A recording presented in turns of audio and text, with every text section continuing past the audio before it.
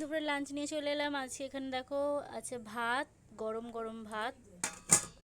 এখানে আছে ঢ্যাঁড়সের তরকারি আলু দিয়ে, একদম পুরো ঝাল ঝাল করে বানিয়েছে।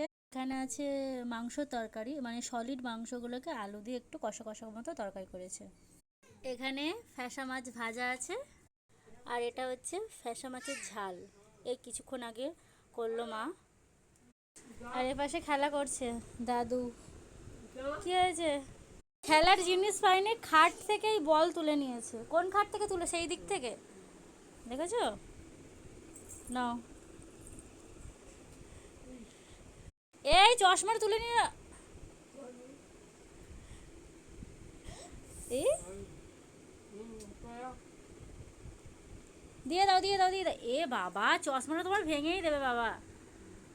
এই এই এই কোথায় পড়াচ্ছি? এটা কি?